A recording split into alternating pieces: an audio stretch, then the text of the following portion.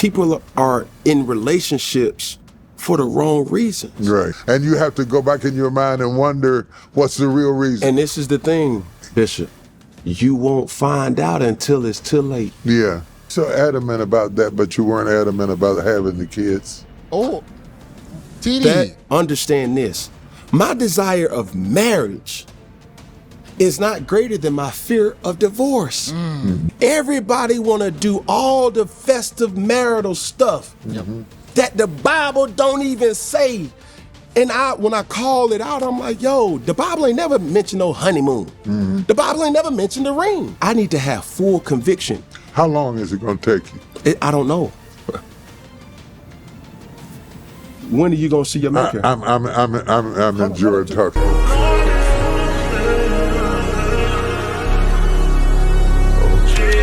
I tell people, I've been married 43 years, and I tell people we are married today because we believed in something bigger than ourselves. And that is to say that marriage requires that you stop being selfish in order for the good of the whole. And not everybody is mature enough to come into that selflessness so that you can create that environment of safety for everybody. And when I think about you, I'm guessing, because this is my first time meeting you, but when I think about you... It's our second. I'll tell you the first. Oh, really? Oh, we got to talk about that. Did he party? Okay. When I think about you, the thing that really trips me out about you, it's hard to date as an athlete. I was going to let you finish. But you said a certain amount of maturity. Yeah. Right? Right. I would say also, people are in relationships for the wrong reasons. Right. I talk to people for a living. Right. And it's my job to evoke emotion. I'm going to stab, twist, I'm going to rub, I'm going to, console you, I'm going to tell you certain things, and I'm also going to study and observe you. And I realize a marital vow comes from religion. All the principles of how to find a virtuous woman comes from religion and scripture. But why is that we only cutting out certain pieces of the Bible to just fix our lifestyle when we're not applying the other things that God wanted us to do? So in essence, does that drive you away? No, it doesn't drive. No. It doesn't drive me away. What it tells me is that I have to make sure that I'm making a sound decision. I can't fall victim to a person that doesn't have my same principles, because knowing that same whisper of, that's not of God, but why? A lot of people throw that G word, that C word, that J word around very loosely now. Now, if if you're a Christian or whatnot, fine and dandy. But if you're going to be a Christian, I need you to really be a Christian.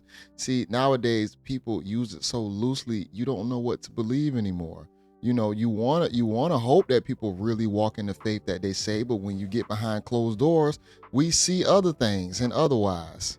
Have been easier to find companionship without money.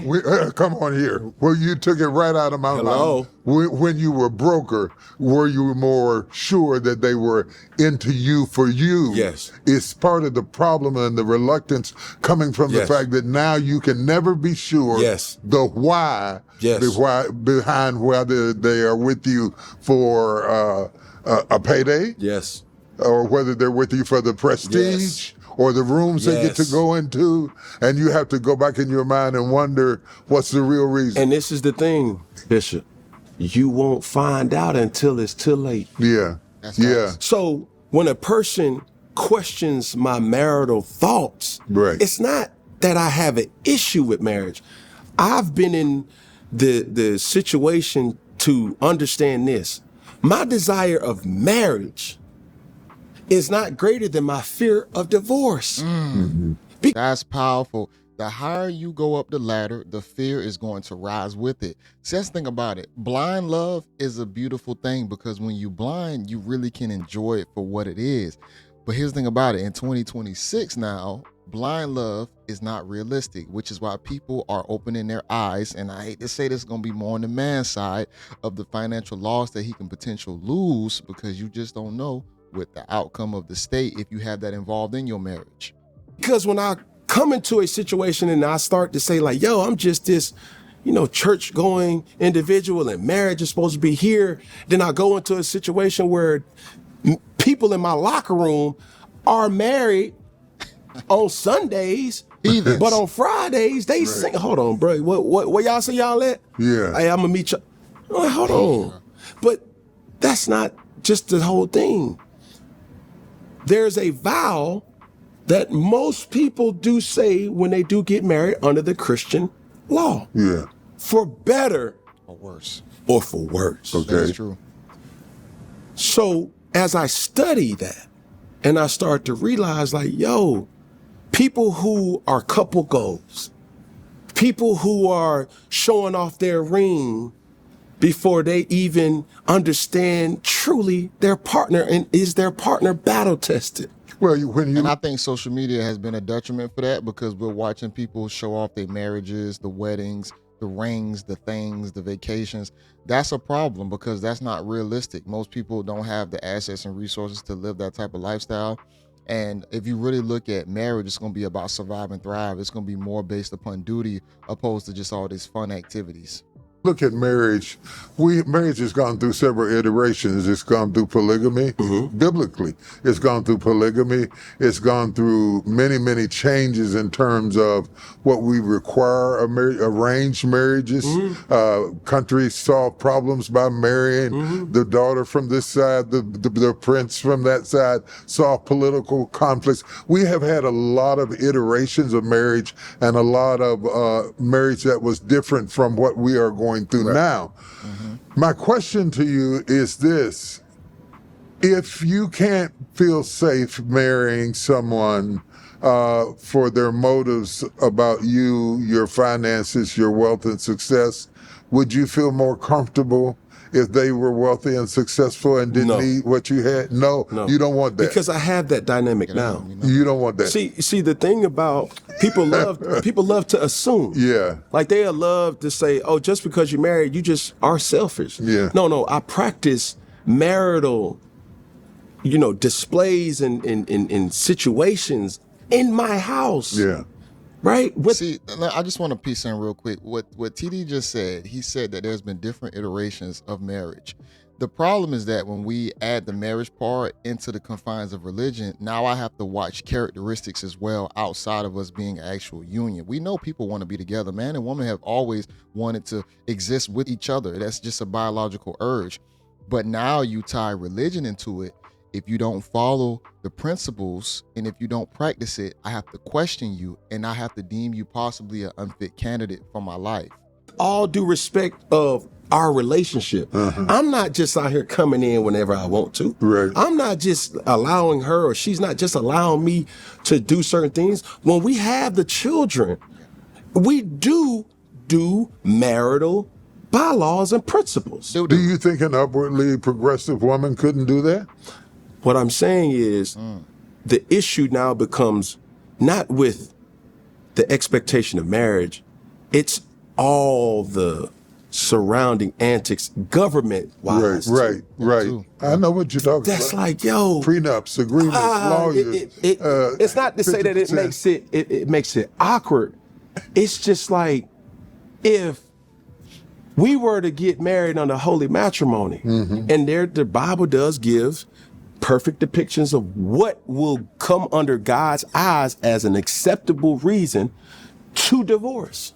I'm not gonna lie. In the world we live in today, this is a capitalistic society.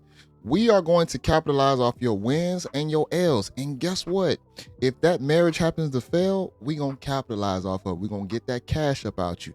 That's why people are more fearful of the fact of going down that road, because you just don't know. Because guess what? You don't have to be married under the state to be married to someone. You could just be married amongst whatever religious practice you want to be married up under. But when it comes down to getting your finances and things like that involved, I can understand wholeheartedly why someone would be very cautious of it.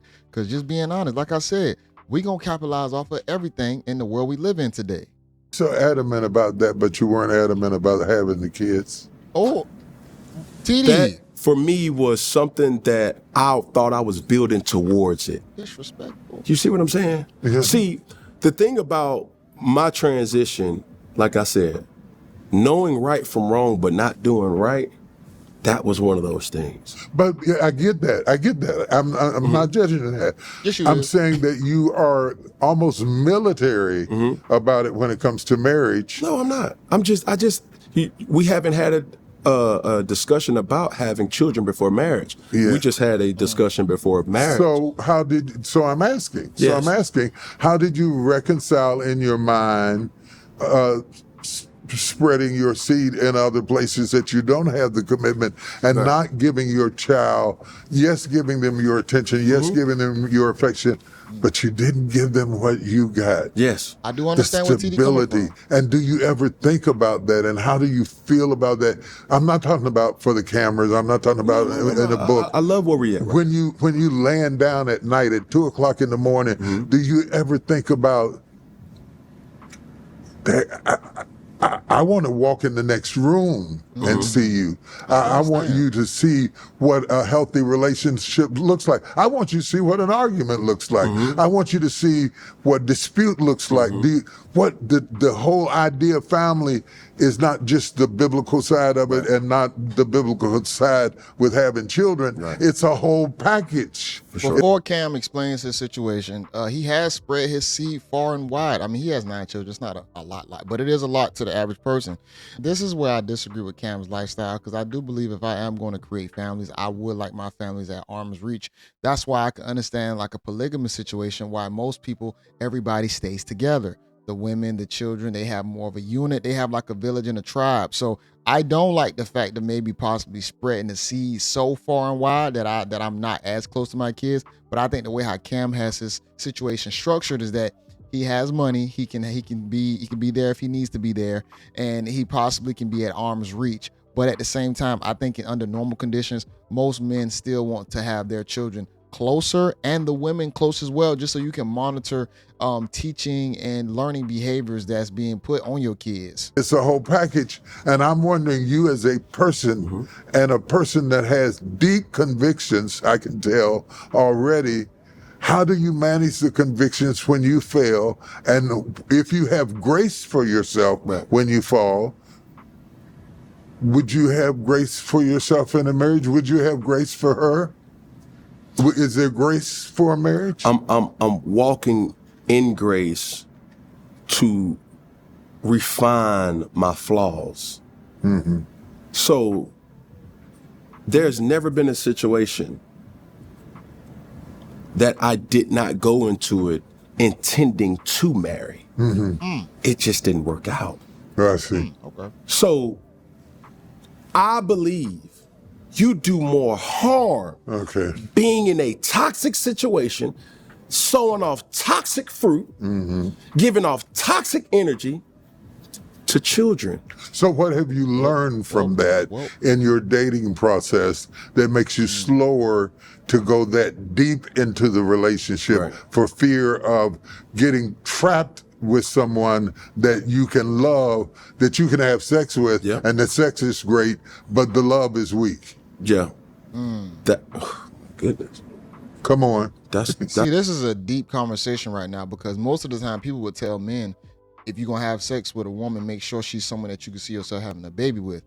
He had a baby with those women, but here's the thing about it. On a deeper level, can she be someone that could be marriageable? Because he did say that he had the intent to marry. So I think it was 2 levels that he had to separate. The sexual ability to make her a mother, but then the ability to make her potentially a wife. And maybe all those women were lacking those traits until the one that he's possibly with now, if they get into that path. But this is very deep. That's what I've identified. By taking a step back. Let's talk about that. Come on. Let's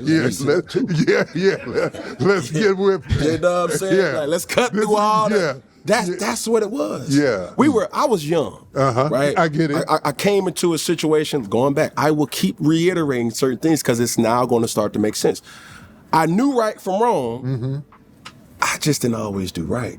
While I was young, I did not have the eye to identify certain qualities to say, oh, we need to attack this, not bypass that. Okay. No, we need to attack this, because that right there is going to show up, or that monster is going to grow bigger and bigger and bigger. And as your partner, that's where you can lean on me and I can lean on you. Now you know what you want. No, for sure. Tell us what that looks like to you.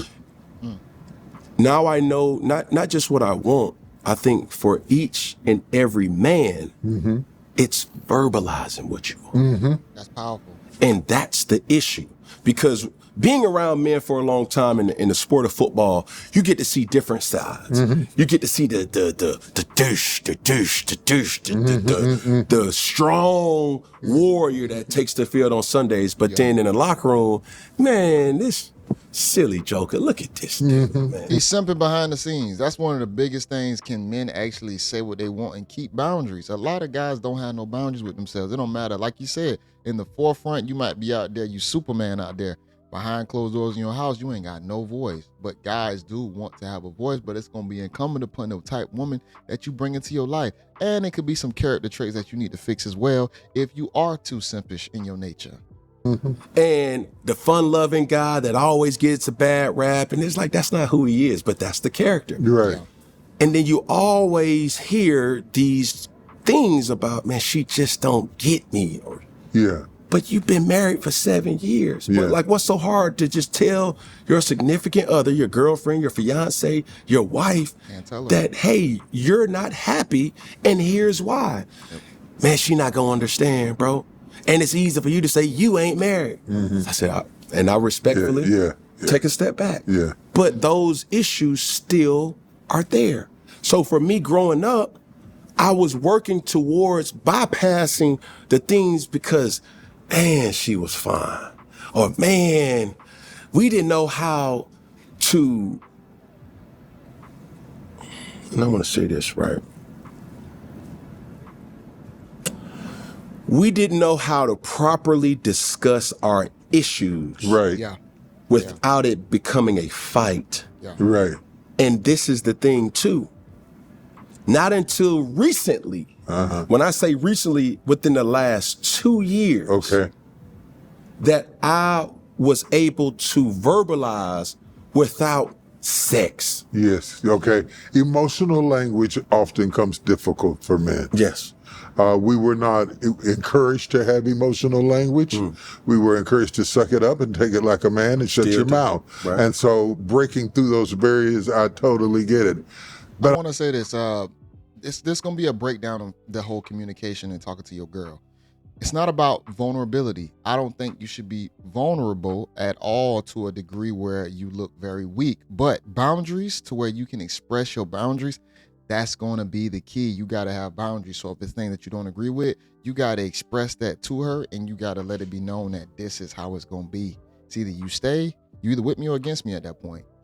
You know, but the whole being vulnerable and being, you know, emotional, all over the top, no, you keep your boundaries. If she's willing to comply, that's going to be your best bet for long-term communication on a relationship level. I'm wondering, do you realize that I just gave you a chance for millions of people perhaps to, or at least thousands to see what your Cinderella looks like, and you didn't describe her? I have her. You have her? Yes. You have her now? Like I'm in a relationship. I'm in a committed relationship. And I see. And you feel like this is one? It is the one. It is the one. I'm not going nowhere else. Oh. My fighting power. Congratulations. No, thank you. But this is the thing. So I can hear the comments now that's gonna say, but why you ain't marry her? See, those type of things for me, it's still a journey. Because for me, I need to have full conviction. How long is it gonna take you? I don't know. When are you gonna see your maker? I'm enjoying talking to you. No, I love where we're at. I promise you, I love where we're at. Certain things, and I think that's what church does. They weaponize certain things and forces you to do certain things, and you may not be ready. Right. That's true. And That is true. My grandmother would say, it don't take that long to do nothing. Right. You see what I'm saying? Yeah. But this is the discussions that I have with my father. But see, We are in a different generation. We got way more risk. We got things that are incumbent upon the decision that we make. And if we make the wrong one, it can be a costly one. So I think things do take time. And if he never wants to get married under the state, he don't have to do it. I don't think he should have that pressure up under him just because the church tells him to do it. And you have people who are in situations. See, that's the thing about it too. It's going to be dependent on the amount of faith that you have in the religion that you in. If you in it for the right reasons, it can be a boom type of thing. But if you ain't in it like that, no.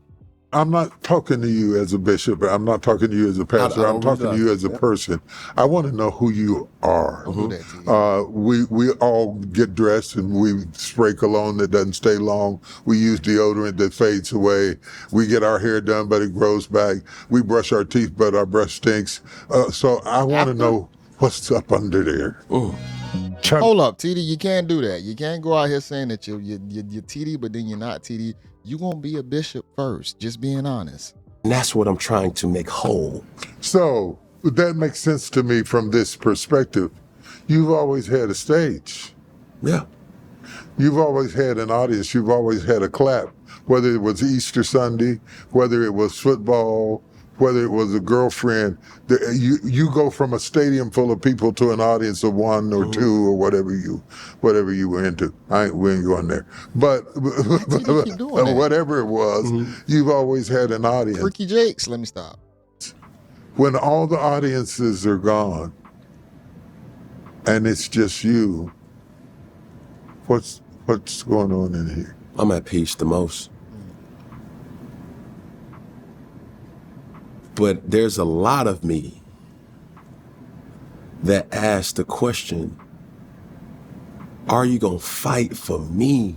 Real question. Because when I was vulnerable to the individuals, that's family, that's friends, that's partners, are you going to fight for? That's what I'm most scared of.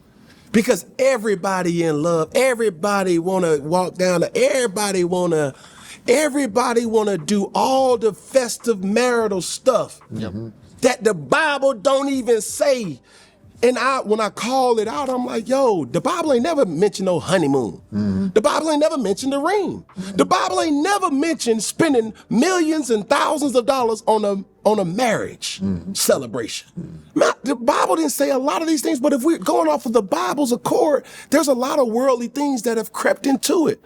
So now for me, above all, going back to the most impactful vow, for me, I want to know without a shadow of a doubt, for better or worse. Or for worse. The world want that cash. That's why they have a plot. Why do you think we got so many holidays? You feel me? And all spread out throughout the year in different seasons, different time periods to keep that cash flowing. It has also crept into religion, the Bible as well, and Christianity being the forefront on world religions leading it. You're gonna have all these holidays wrapped into it. You're gonna have all these ceremonies and other things that you have to do now. So I don't know if the love is really there, because if women are if they're enticed by these events, it would behoove them to get with somebody that has the cash. Cam has the cash. Woman meets him. She could just be doing it for the glitz and glamour. There's no real love there. That's why it's very difficult sometimes as a guy, when you do rise through the ranks and you get this type of amount of fame and money, it's hard to, break that off with somebody. And if you do it the right way, it can still backfire on you. Prenups, the whole nine. You seen what happened with Dr. Dre's situation. It can still backfire. And how is that evidenced? We've been talking this whole time. Yeah, You will never know. That's the thing. Okay. See, because on one hand, you're telling me you have to have somebody who relates to your history, but also can handle your destiny. Okay. Your history, where you've been, or they won't have the same values and the same convictions that have been inbred in you, both at home and at church. Right. And yet your destiny, where the man you hope to be, the man you are becoming, the man that you, by the way, will spend your whole life becoming. For sure. That by the time you get through working on him, you will be old. because there's always some work to be done. When Paul said, I finished my course, he was getting ready to die. It's a long walk into where you're trying to go. And you want somebody who can walk with you at every stage. Yes. And they want somebody who can walk with them at every stage. So I'm going to get off the relationship. Hold on. But I like where you at. Okay. But don't just walk with me when it's for the betterment of you. Yeah. I got it. And that's I got that part. And as long as people understand that, when you are hurt, come get me. Come. I may tell, man, get the hell away. But don't pay that no attention. That's the character. You see what I'm saying? Yeah. But then some will say, "Oh, that's toxic.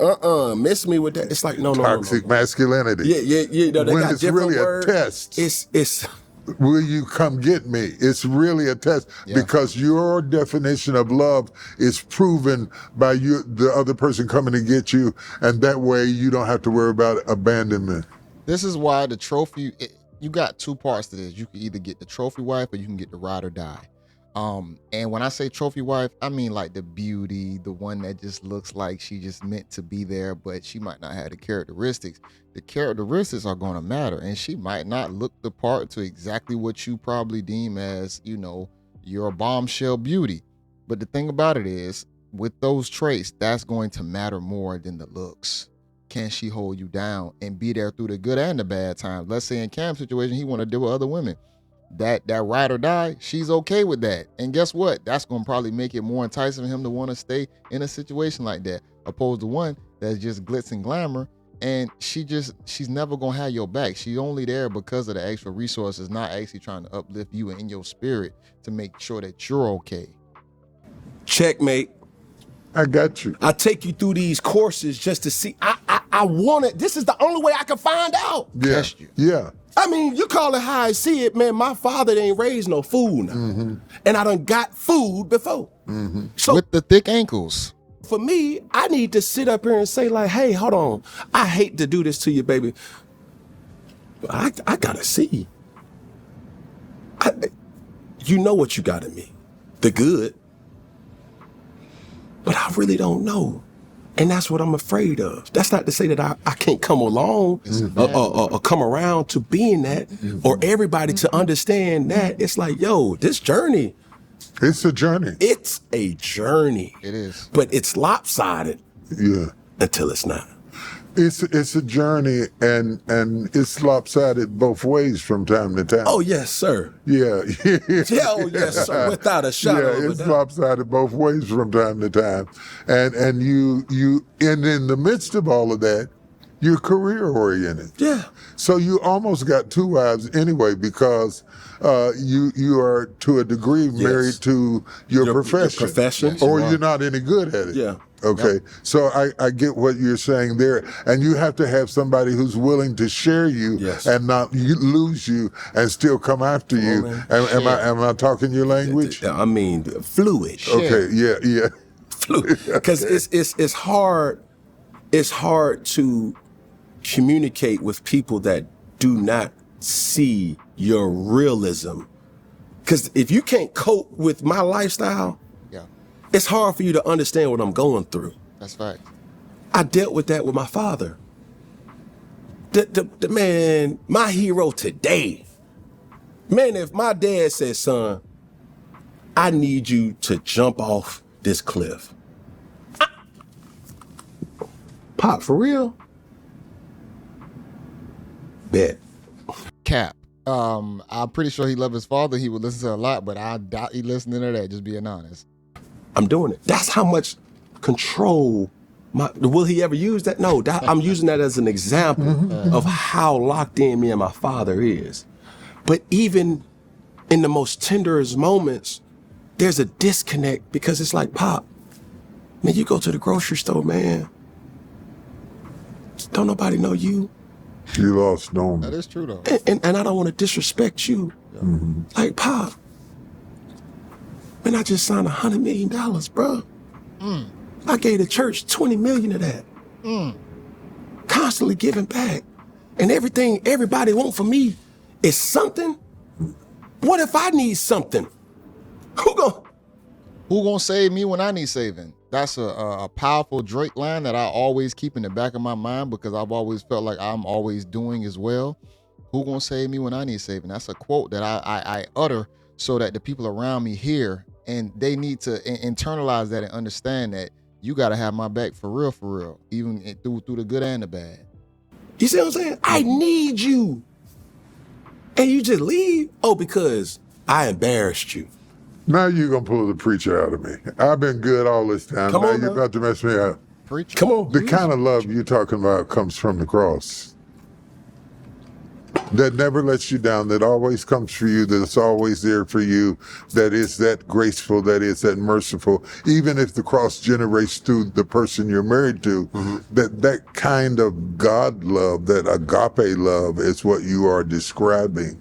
And that kind of love that gives you peace and makes you lay down at night and rest within yourself and be content within yourself. And you don't need somebody to tell you what's your name and all that kind of stuff. You've got somebody on the inside who has identified you, and you have been identified. You are being identified as you are being described right now. Some good, some bad. Articles coming out, some good, some bad. Posts coming out, some good, some bad. But the identification that counts is the identification you get from God, because that is the identification that you fight off all the other identifications with, because it's I am who he says I am. I am who he says I am. And understanding that you can climb up in his lap and be a little boy 1 minute, and then you can go out here and play football and make a touchdown if you need to, or go out here and do a show and have all kinds of crazy ratings and all of that kind of stuff. Some of the stuff you're asking her for, you're asking the wrong person. Hold on. What TD Jakes did right there, that sounds great, and I don't want to sound too much like a heathen, because I know people who watch me at the same time, they're probably Christians or whatnot. I don't deem myself a Christian. Do I believe in a higher power? Yes, but here's the thing about it. That sounds great, and that's what preachers do very well. They say that unconditional love comes from the one up top, but here's the one up top don't deal in the matters of man. So you still have to have your day-to-day life, the way how you feel and think about things. Your creator ain't coming down here, hopping in your body and making you feel outside of that. You have to internalize and deal with that stuff yourself. So it sounds good saying that someone magically is there, redirecting and directing you to do this and do that. No, it's going to be based upon the decisions that you make, because the creator gave you the power, the thought, and mind to do so. So when preachers sometimes try and separate that and use the higher power to make you feel better, I don't like that all the time, because it's me having to overcome all those things. It's not the creator right there trying to push me and do this and that, because at that point, the creator plays a favoritism game. When there's deeper things in the world that need to be fixed, why are you just playing this game just on my life, on the things that are in it and out of it? It is really deep on that level, just being honest. No, I'm just using it as an example. I know, but I this got is that. the biggest misconception, because when you say you go to recharge, that's where I go. And it's so sacred to me. Okay. I don't be wanting people to see that. Right. I don't want people to hear my prayers that I'm praying for God. I know I'm flawed. Yeah, that's real. But I had a praying grandmother that I lost early this year. My mother constantly prays for me. I know that it's in my heart. I know how to go to the man above and cast down and just these demons, and like I ain't God talk. What's up, bro? I need you. See, those things, people just look at the Funky Friday, and I'm not being unrealistic to a specific individual, because you're absolutely right. But I shelve the vulnerable to him, because it is sleepless nights. And why you always over there? It's not, man. It's real. I gotta talk. I gotta see a sign, man. I'm uneasy. I agree. And before I do what has been easy for so long, show a sign. Just, God, like, where am I, man? Like, why am I mad all the time? I got rage. Like, nothing make me happy. Or Why am I yearning that? Like, what? Like, it's them conversations. I'm glad you brought up the rage. I spoke at St. Petersburg, Florida years ago, and the subject was the danger of anger. And you could literally feel heat coming up from the altar because there's so much suppressed anger. You don't have to discuss what it is, but have you identified the things that you hide that make you angry? It's her. Wow. Checkmate. Dang. Okay. Do you understand what I'm saying? Yeah. That was our love. It didn't exist before her? Or are there several hers? No. There's no her like the first baby mother that I was with. Okay. It's her. And I just want her to know that. Like, I love you respectfully for who you are to me, what we've been through. I've moved on. Mm-hmm. But there's still rage because I know what you're doing. See, a lot of men can't speak on bitter baby mamas. Usually that first one sometimes does hold the most rage. I had an older brother, his first baby's mother was a tyrant, constantly trying to send him to court for more child support, the whole nine. And you'll still try and do right by people, and they will literally still try and hold you down and just do wrong by you. Especially probably when you're in a great position, you still trying to tear me down. If you tear me down, you're going to tear down what you getting. It's crazy. That's when you know it's a whole bunch of malicious intent sometimes. And the caution behind dealing with certain people, because they will try and destroy your life after y'all life has ended together. You don't have to do that. I could be your greatest asset. Yeah. And I know I did my part in hurting you. Yeah. But don't play with me. Please don't play with me. You played with me way too many times in my face. As a man of power, you don't want to get embarrassed in front of people. You did that way too many times. As a man, as a provider, you don't want to be separated from your kids. You ain't God. Why you telling me when and I can and I can't? That is true. That's real. As a man, I will go to the end of the earth to protect you. And you not respecting that. They don't As care. a man, A lot of the women be selfish. And I mean, I don't want to say it's all women, but it could be the woman that he chose. But a lot of women have that type of mentality, that vicious, vindictive mentality where it's like, I don't care what you do for me. Yes, you're trying to give me the world. I don't want it. I don't care. And it's scary that y'all can't think about all the good that some of these guys try and give, and y'all minuscule it like as if it's nothing. It's so powerful. Like he said, he was willing to go to the ends of the earth, die for this woman, but you still treat me like I'm nothing. That's why a lot of guys they're afraid of that type of love. if I had the chance to see you again, I would ask you to write a list of everything that hurts.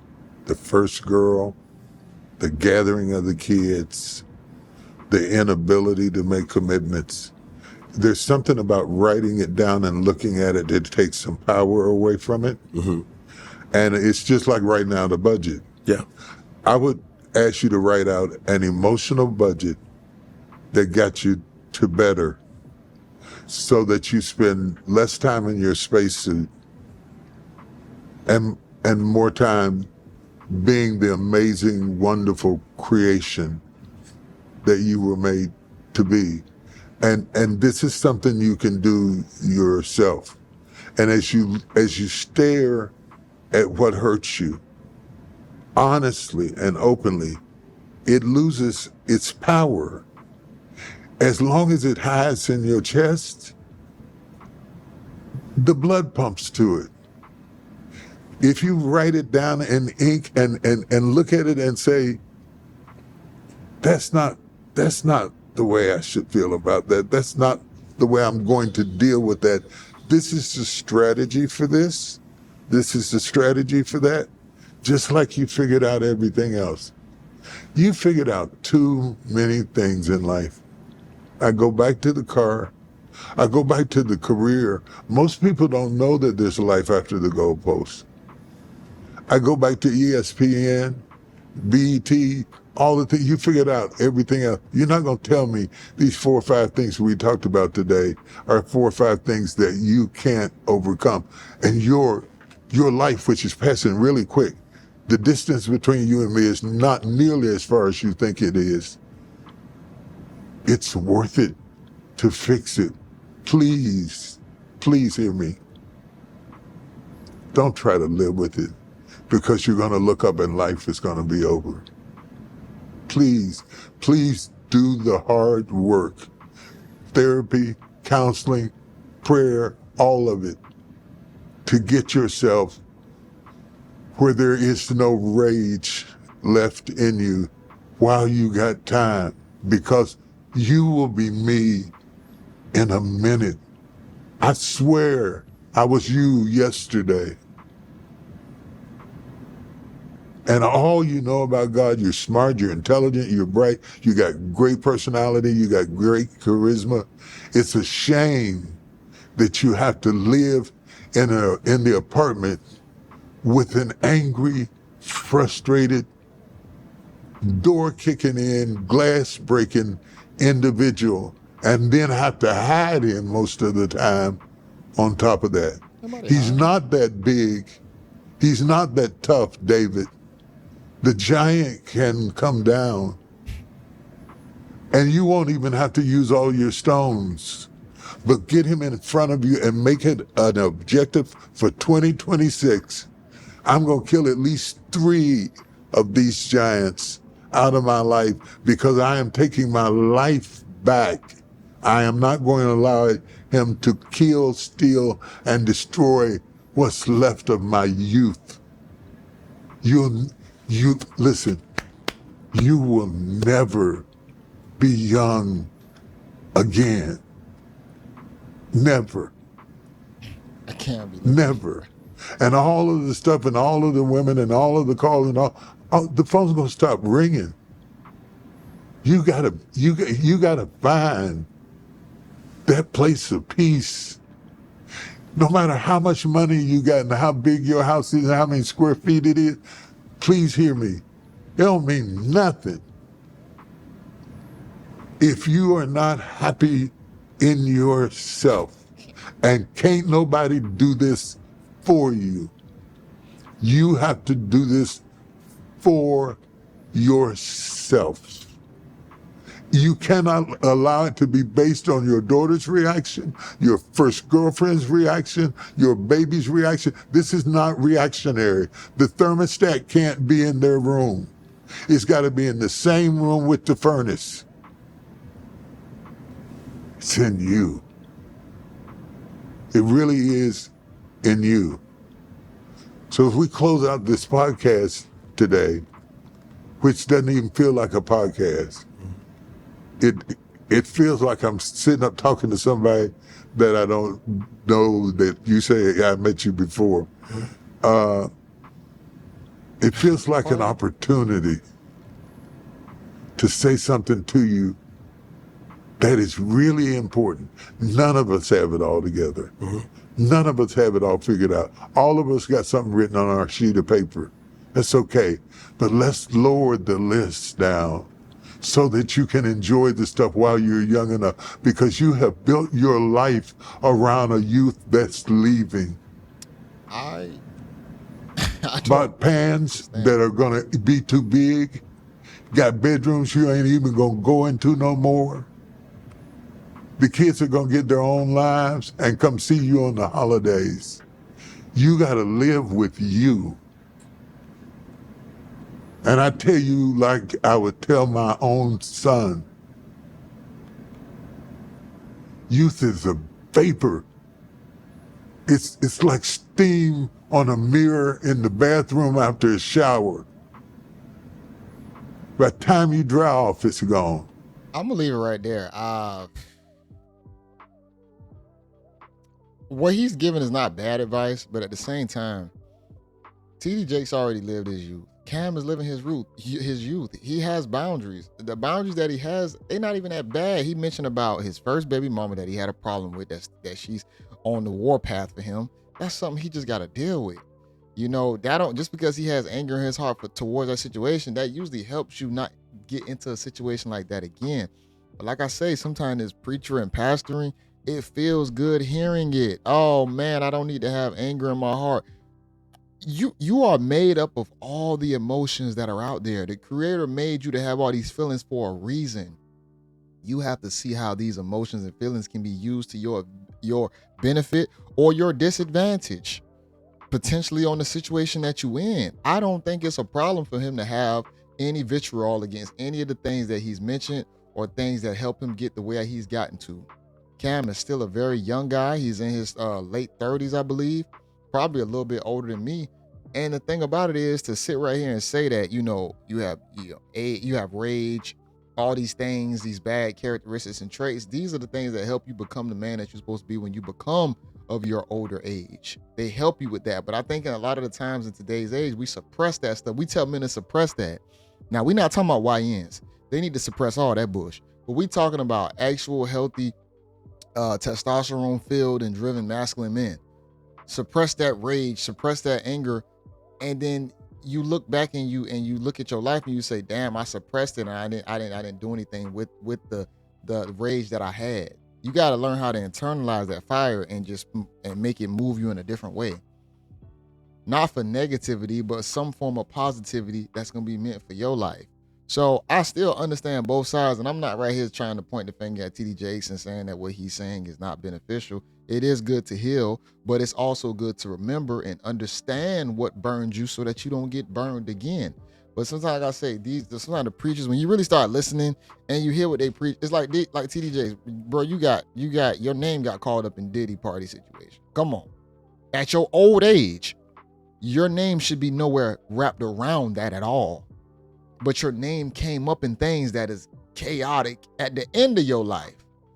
So I understand about cleansing and trying to refine yourself and changing who you are, but see, people can say these things, but behind closed doors, we don't know exactly what's going on. Which is why when you have to watch people how they move on the forefront. When I see Cam on the forefront, he's consistent, he's working, he seems like he's transparent about the things that he say. I cannot be mad at that. I can take that and go from there and then listen to what he's saying, and I can see that this sounds like a regular guy still.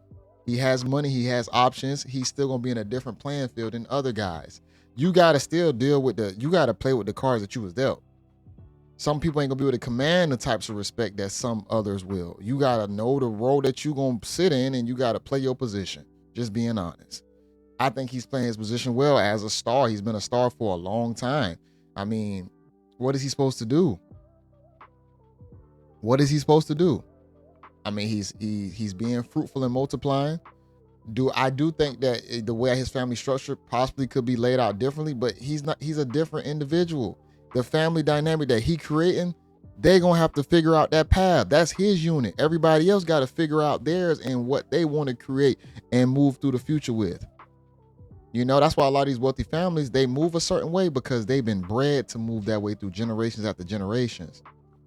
But we be so focused on, following everybody else dynamic to where we can't create our own dynamic and be leaders in our own situations. Let me get y'all thoughts on this, man. I thought this was still a powerful interview. Cam definitely was pretty vulnerable in the things that he was saying, the things that he opened up to TD Jakes about. And I still appreciate it at the same time.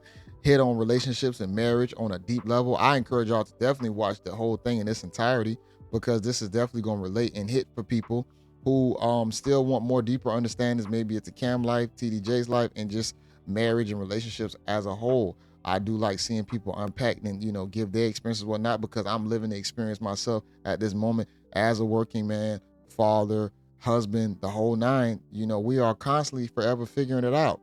And, sometimes the way how you might think one way or another day, and then your mindset might switch. So we constantly ever changing and ever growing to our partners that we're with, and the connections we have to our actual career paths, the whole nine. But let me get y'all thoughts on this.